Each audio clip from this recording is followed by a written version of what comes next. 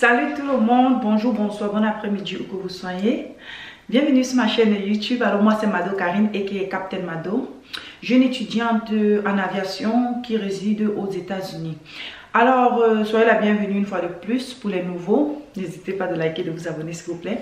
Aujourd'hui nous allons parler d'un sujet très important, un sujet de sécurité, parce que je ne sais pas pour vous mais pour moi la sécurité est très primordiale. Nous allons parler aujourd'hui des 6 choses essentielles à faire quand on entre dans un avion. Parce que vous savez, la majorité des gens de nos jours, la première des choses qu'ils font quand ils entrent dans un avion, et ça c'est un réflexe pour presque tout le monde, c'est de commencer à prendre des photos, de faire des statuts, des snaps et tout ça. Je ne refuse pas, c'est bien, il faut garder un souvenir. Mais avant de commencer à faire des souvenirs, il faut d'abord penser sécurité. Alors, ayant dit ceci, allons tout droit dans le vif du sujet.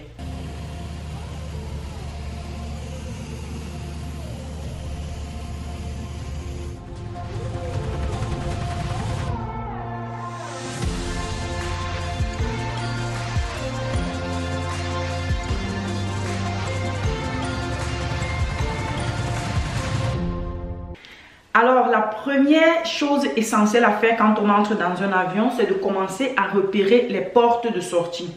Une fois que vous avez repéré votre siège, commencez déjà à chercher les 2 portes de sortie, une située devant vous et l'autre située derrière vous. Très important, ça c'est une mesure de sécurité très importante.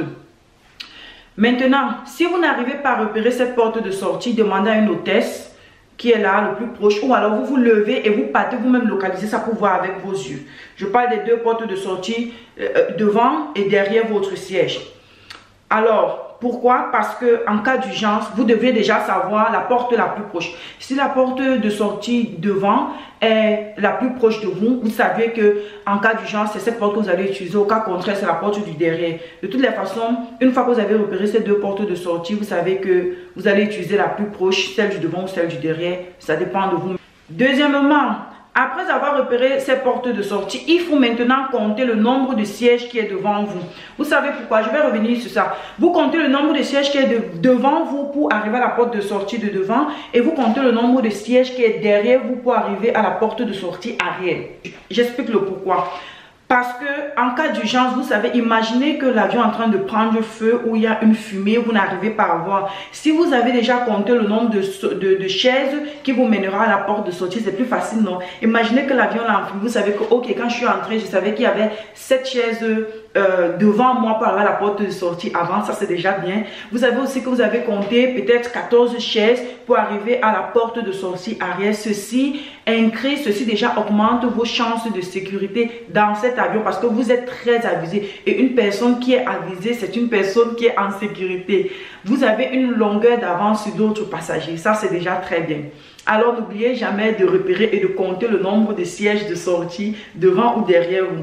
Et moi je vous dirais que dès que vous comptez le nombre de sièges maintenant le plus court pour arriver à la porte de sortie que vous avez choisie, c'est cette porte de sortie que vous allez utiliser. Mais cas contraire, peut-être si l'accident est très grave ou alors pour sortir derrière plus facile, peut-être parce qu'il y a le feu pour arriver à la porte de sortie devant, c'est cet exit que vous allez utiliser.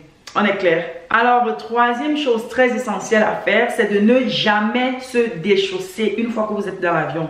C'est très important d'abord de voyager étant très confortable. Moi, je recommande toujours de voyager avec les chaussures fermées. Le pourquoi? Je vous explique. En cas d'urgence, imaginez l'avion commence à chauffer pour quelle que soit la raison. Vous qui avez les pieds nus là, vous êtes mal placé. Par contre, la personne qui a ses chaussures est en tranquillité, il est tranquille. Une fois que peut-être l'avion est en train de chausser, le premier réflexe, ça sera que, oh, vous voulez chercher vos chaussures. Vous n'allez même pas penser à ce que vous pouvez vous replier pour mettre vos pieds sur le siège de l'avion. Non, vous allez d'abord chercher vos chaussures. Et tout peut se passer. Vous pouvez ne pas retrouver vos chaussures. Là, vous êtes déjà en danger. Ou encore, imaginez que l'avion est tombé. Je ne souhaite pas que ça arrive. L'avion est tombé dans l'eau.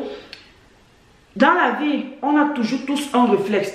Ceci n'arrive pas que dans l'avion. Alors si l'avion est tombé dans l'eau, votre premier réflexe sera de chercher vos chaussures. Oubliant même que vous êtes en danger, vous devez d'abord vous sauver. La preuve en est que même quand nous sommes dans un véhicule qui roule là au sol, ok, quand on commence à conduire, si on a un téléphone qui est là en haut peut-être sur vous avez mis le GPS et vous avez mis le petit instrument là, le phone holder pour arrêter votre téléphone. Une fois qu'il y a accident, vous cherchez d'abord à prendre le téléphone au lieu de vous occuper d'abord de vous. Donc c'est un réflexe. Quand vous avez vos chaussures, vous êtes plus en sécurité, c'est-à-dire vous êtes prêt à partir. Dès qu'il y a danger, vous êtes prêt à partir.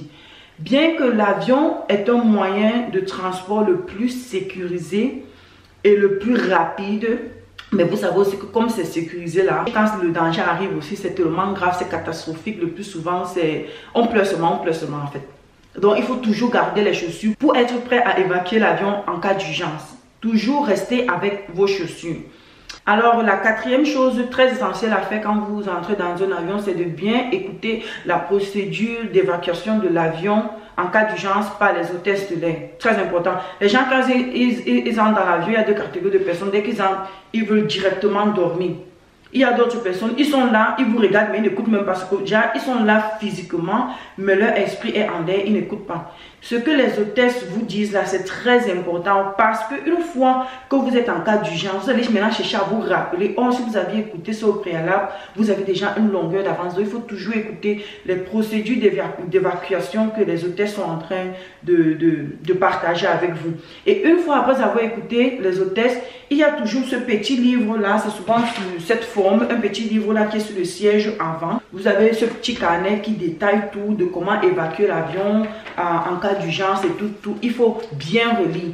Vous devez savoir que si l'avion est en danger, peut-être le nose protector va descendre seul. Vous devez savoir où prendre de safety guard en bas de votre chaise. Beaucoup ne connaissent même pas où ça se trouve.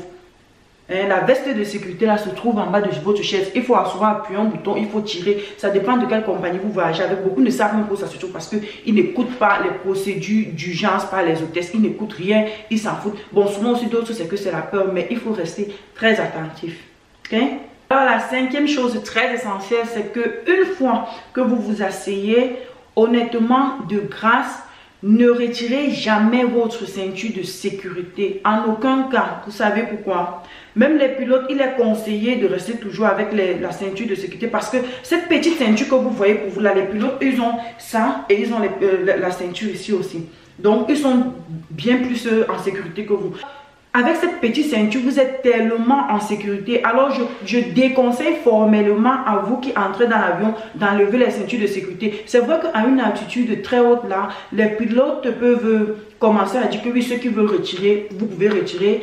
Ou encore, quand ils arrivent souvent où le temps n'est pas bon, ils commencent, il y a l'insigne qui s'affiche qui dit que oh, il faut mettre la ceinture de sécurité et eux-mêmes souvent ils commencent à passer une annonce pour dire qu'il faut remettre les ceintures de sécurité parce que nous sommes en train de passer dans une mauvaise phase et il y aura beaucoup de secousses. Il faut toujours garder vos ceintures de sécurité du décollage jusqu'à l'atterrissage, sauf si c'est que vous partez utiliser les toilettes. Et si vous partez utiliser les toilettes, une fois que vous revenez, remettez-moi cette ceinture de sécurité. Remettez-la moi, ne restez jamais sans ceinture de sécurité. Parce qu'une fois que le danger arrive, souvent ça ne prévient pas.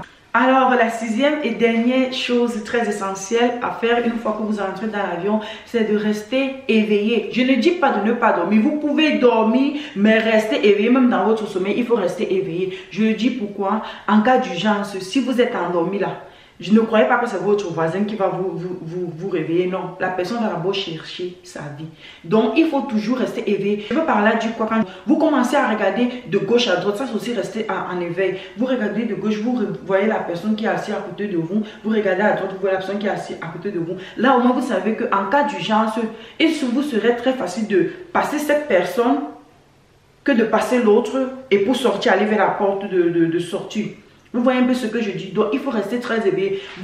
La personne, le passager qui reste à votre gauche peut ne pas être facilement accessible comme le passager qui reste à votre droite. Donc, ça dépendra de vous. Il faut déjà étudier un peu le passager qui restera à côté de vous pour voir que, ok, en cas de danger, je vais utiliser, je peux facilement dépasser ce passager parce que vous n'allez pas me dire que si un passager gros, costaud, là, vous allez pouvoir facilement passer devant lui pour partir. Non, si la personne qui est à côté de vous est un peu comme moi, là, il vous sera facile déjà de mettre le pied, de passer la personne pour aller vers la porte de sortie. Alors, ça, c'était les 6 choses très essentielles que j'avais à partager avec vous quand vous entrez dans l'avion. Ne restez plus distrait. Une fois maintenant que vous avez fait vos 6 choses aussi, ok?